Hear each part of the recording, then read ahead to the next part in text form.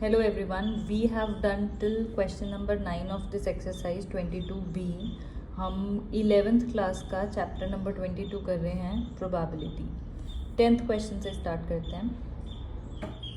A match can be one, drawn और lost. या तो जीता जा सकता है या ड्रॉ हो सकता है या फिर हारा जा सकता है. 1 week a school is to play 2 matches. 2 match खेलने हैं तो कॉम्बिनेशंस बनाने हैं आपको, समझ गए. 2 मैचेस हैं तो एक हो सकता है दोनों जीत जाए, हो सकता है एक जीते एक हारे, एक ड्रॉ हो एक जीत जाए, इस टाइप से. Draw tree diagram to show all possible outcomes and list them. तो ट्री डायग्राम बनाते हैं. देखो फर्स्ट मैच के लिए हो सकता है कि हार जाए, उसको मैं एल लिख रही हूँ, लॉस्ट. ड्रॉ हो जाए या फिर जीत जाए. ठीक है, ए बी सी से भी कर सकते हो, कैसे भी बस लिख देना साइड में कि किसको किससे डिनोट किया है. लॉस्ट, ड्रॉन या फिर जीत गए. अब लॉस्ट के साथ हो सकता है सेकंड मैच, मार्कर चेंज करना पड़ेगा. अब लॉस्ट के साथ हो सकता है सेकंड मैच भी हार जाए या फिर ड्रॉ हो जाए या फिर जीत जाए. सिमिलरली ड्रॉ के साथ लॉस्ट, ड्रॉ और सेम यहाँ पे होगा. तो यानी कि क्या क्या बन गए आउटकम्स. हो सकता है दोनों लॉस, ये ऐसे बन गया लूज लूज, दोनों हार जाएं, एक हारे एक ड्रॉ हो जाए, एक हारे एक जीत जाए. ऐसी इसमें डी एल डी डी दोनों ड्रॉ हो गए, एक ड्रॉ एक जीत गए. डब्ल्यू एल, ठीक है, डब्ल्यू डी जीत गए और एक ड्रॉ हो गया, दोनों जीत गए. तो ये सारे कितने 9 आउटकम्स बन गए. टोटल क्या हो गए 9 outcomes. Both matches are won. अब प्रोबेबिलिटी निकालनी है, दोनों मैच जीत चुके हैं, यानी कि ये क्या हो गई, सॉरी ये तो हारने वाली है, डब्ल्यू डब्ल्यू ये. तो कितनी हो गई प्रोबेबिलिटी 1 अपॉन टोटल कितने हैं 9. 1 मैच इज ड्रॉन, एक मैच ड्रॉ हो जाए तो एक मैच ड्रॉ वाला देख लो कौन कौन सा है. एक ये है जिसमें एक डी है, एक ये है, इसमें तो दोनों ही है. इसमें 1 मैच इज ड्रॉन है ना, तो सिर्फ एक वाला निकालना है. तो 4 ऐसे मैचेस हैं, वो 4 ऐसे आउटकम्स हैं जिनमें सिंगल डी आ रहा है upon total. At least 1 match is drawn. कम से कम एक मैच तो ड्रॉ हो ही, यानी कि ज़्यादा से ज़्यादा 2 वाला भी चलेगा. एटलीस्ट 1 मतलब 1 और 2 दोनों लेंगे. तो ये 4 तो हो गए सिंगल डी वाले, और एक जो है उसमें 2 डी हैं, यानी कि दोनों ही ड्रॉ हो रहे हैं मैच. तो टोटल कितना हो गया 5 अपॉन 9.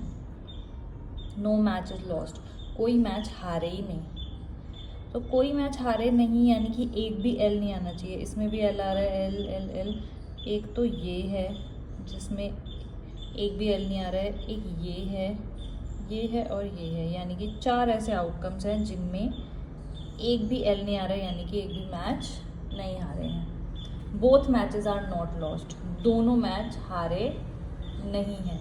तो सिर्फ ये वाला निकाल देंगे, यानी कि बाकी सब में दोनों मैच वाला नहीं आ रहा है. ठीक है, इसको ध्यान देंगे. Both matches are not lost, यानी कि एक्सक्लूड कर देंगे एल एल को. लास्ट क्वेश्चन देखते हैं इस एक्सरसाइज का, question number 11. The ace, king, queen, jack and 10 from both spades and hearts. तो कार्ड में स्पेड होता है, हार्ट, क्लब और डायमंड होता है. तो उसमें से 13 पत्ते होते हैं. ठीक है, 13 कार्ड्स होते हैं. इसके भी 13 कार्ड्स होते हैं, स्पेड के भी और हार्ट के भी 13 कार्ड्स होते हैं. उन 13 कार्ड्स में से एस निकाला है king, queen, jack and 10. Ace, king, queen, jack और 10 निकाला है किसका, स्पेड का. ये 5 कार्ड हो गए स्पेड के और 5 कार्ड हो गए हार्ट के. ठीक है, are placed in 2 separate piles, यानी कि 5 कार्ड जो हैं वो स्पेड के रखे हैं, 5 कार्ड रखे हैं डायमंड के. ऐसे 2 पाइल्स में रख दिए. 5 कार्ड स्पेड के हो गए, 5 हार्ट के हो गए. ठीक है, 1 card is taken from each pile, यानी कि एक स्पेड का कार्ड ले रहे हैं और एक हार्ट का card. Draw sample space diagram, तो वो सैम्पल स्पेस वो क्रॉस क्रॉस वाला था, बना देती हूँ। एक साइड तो क्या करते हैं, हार्ट का लिख देते हैं, एक साइड स्पेड का। Ace, king, queen, jack, 10। Ace, king, queen, jack, 10। ठीक है, इसको ऐसे कर दो। ये किंग की लाइन है, ये है, ये है, ये है। ये आपकी एस की लाइन हो गई, किंग की, क्वीन की, जैक की, 10। और ये कॉम्बिनेशंस बन सकते हैं, वो हम कैसे दिखाएंगे, क्रॉस से।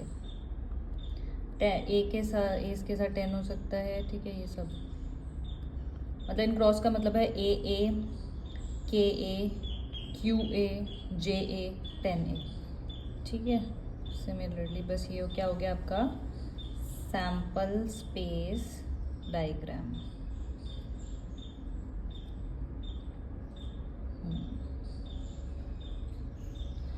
Okay, find probability that both cards will be king. Total कितने आउटकम्स हो जाएंगे निकालोगे ना, तो ए के साथ ए के साथ के, ए के साथ क्वीन, ए के साथ जे और ए के साथ 10, ऐसे करके बनेगा। ऐसे ही के साथ ए, ऐसे ऐसे करके कितना हो जाएगा, 5 ये हो गए, 5 ये हो गए। ये टोटल काउंट करोगे तो कितने हो जाएंगे, 25। तो टोटल आउटकम्स हो गए 25। फर्स्ट देखो, both cards will be king, दोनों किंग, तो यानी कि के वाला सैम्पल स्पेस में देखो तो ये बैठेगा। एक ही वो है, चांस है कि दोनों के आए, 1 upon total 25। Both cards could be either S और किंग, दोनों कार्ड्स या तो ए वाले हो, एस हो या फिर किंग हो, यानी कि ए और के। तो ये दो आउटकम्स हो गए 2 upon 25। Both cards will be a pair मतलब ए के क्यू, तो ऐसे कितने हो जाएंगे, 5, जे 10। 5 हो गए, 5 अपॉन 25, यानी कि सिंप्लीफाई करके क्या आ जाएगा, 1 upon 5। At least 1 card will be an ace, एक तो इक्का होना ही चाहिए।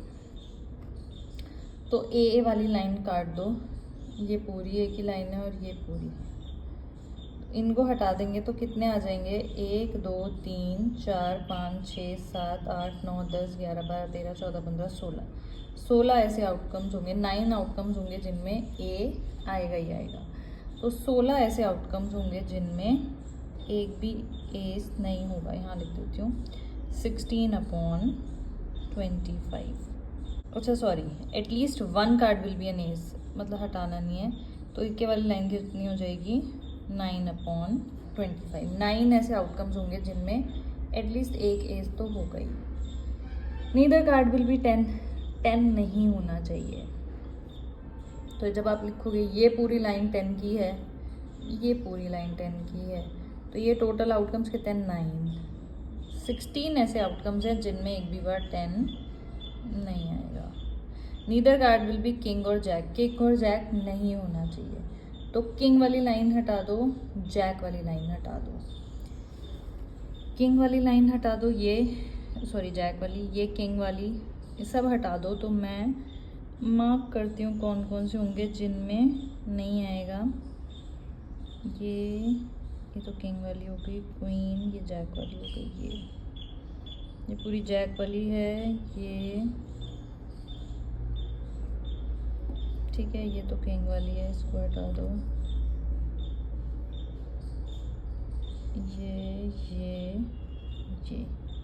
ये 9 ऐसे आउटकम्स होंगे जिनमें ना किंग आएगा ना जैक आएगा।